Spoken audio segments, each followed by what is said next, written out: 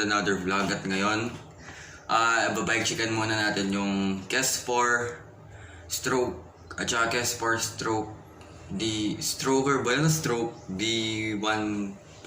Kasi sa nakakaalam sa inyo, nag-bike shop kami ngayon tapos kumuha kami ng 2 units. Tsaka magtataka kayo bakit portrait tong video.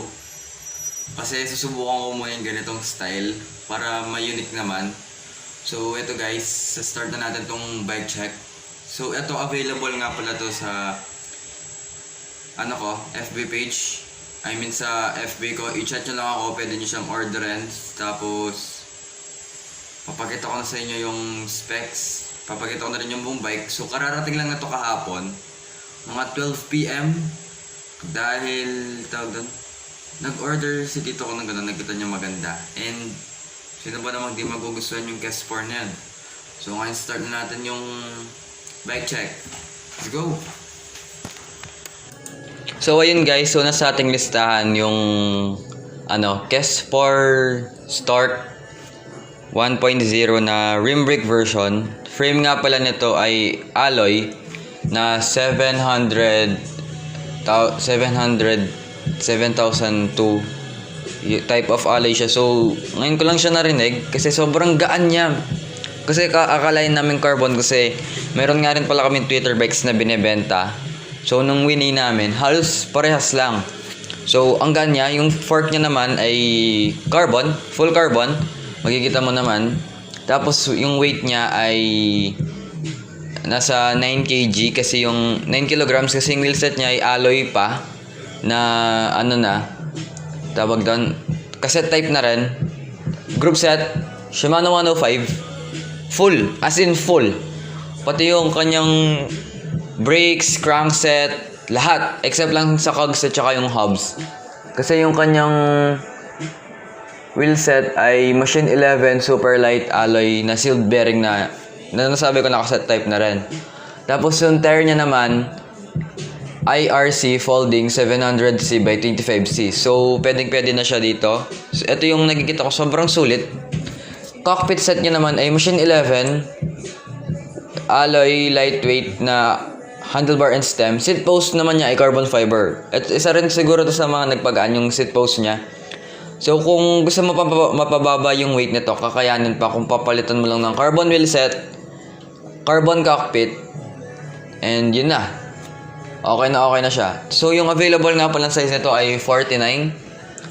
Ang price naman nito sa amin ay 56,000. So i-PM niyo lang ako if interested kayo kasi promise ang ganda nito. So kung nakita niyo sa video, binubuo pa siya kasi sobrang sariwa pa niya.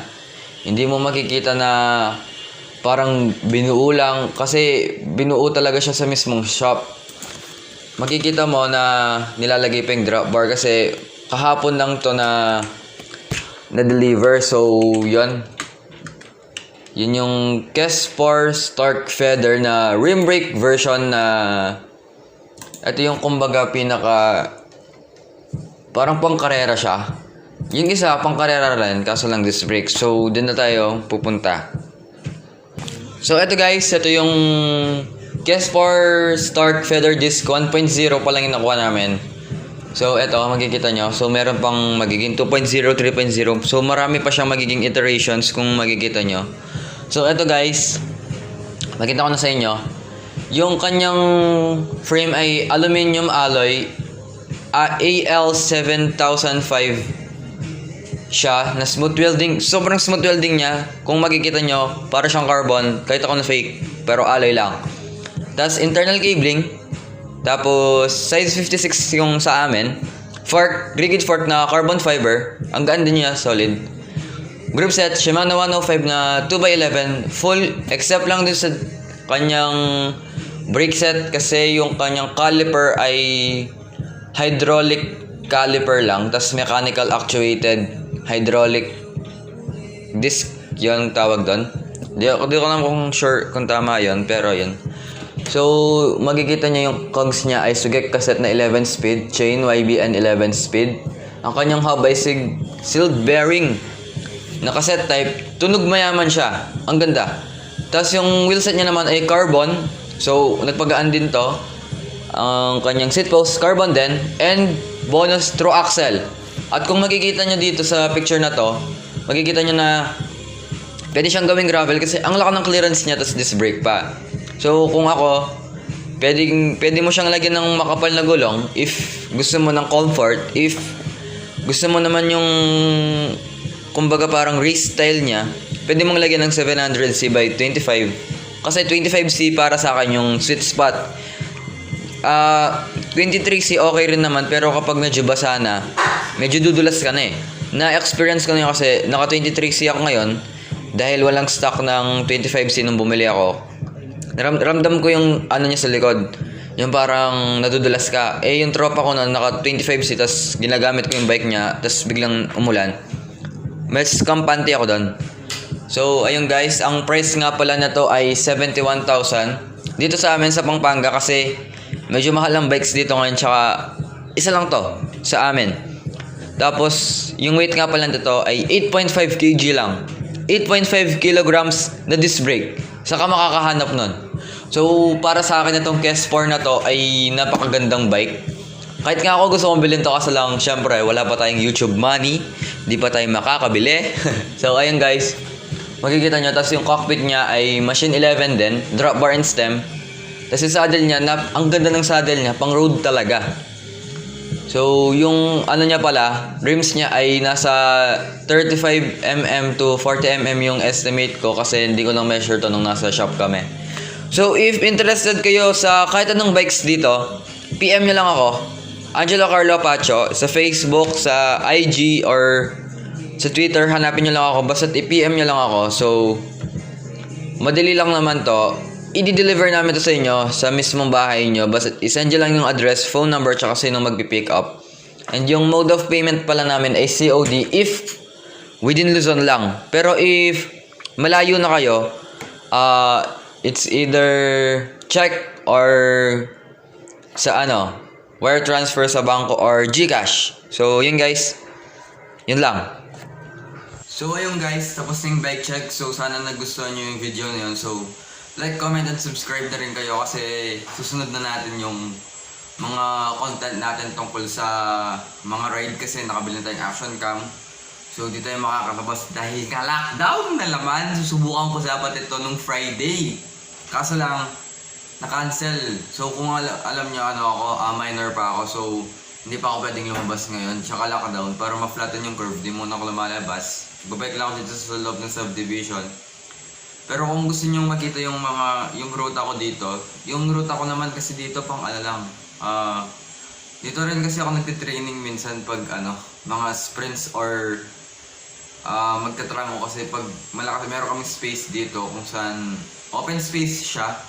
Tapos malakas yung hangin kapag gabi na, tsaka sobrang lamig. Tsaka open space talaga siya, walang bahay.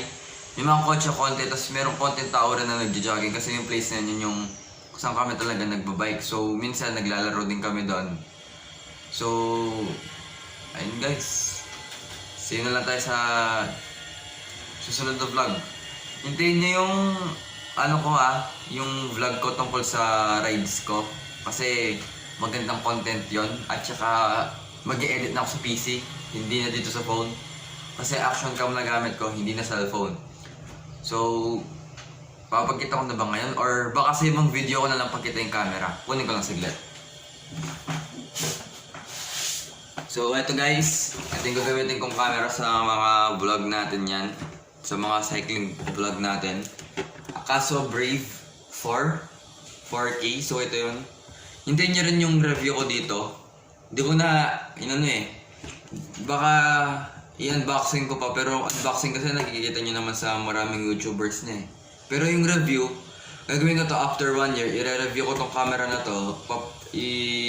Papakita ko kung okay siya. So ngayon, testing ko na siya underwater. So pwede naman. So sa bike, hindi pa masyado kasi walang ride. So asahan nyo lahat ng ride ko nyan. Ito-document ko pero di ko alam kung i-upload ko. Depende rin kasi sa ng ride eh. Kung umaga sa thrill niya, kung maliligaw ba kami or may masisiraan sa amin or magbubongk ako. yun yung hindi natin alam sa ride. So, kaya binili ko to para ma-document yun, tsaka makita nyo kung paano ko maghirap. De, joke lang. So, yun, para makita nyo yung mga spots dito sa Pampanga na pinupuntahan namin. Hindi naman kasi ganun kalayo. Kasi kami, hindi namin ginagawa yung pupunta kami sa Malaya, tapos pagpa-uwi magbabuzz or magbabay, ay sasakyan. Kasi gusto namin, all the way, papunta tsaka pauwi, dapat nakabike. Ayaw talaga namin yung nakasasakyan kasi kaya ka nga nagbike para nga hindi ka magsasakyan tapos magkokotse ka lang.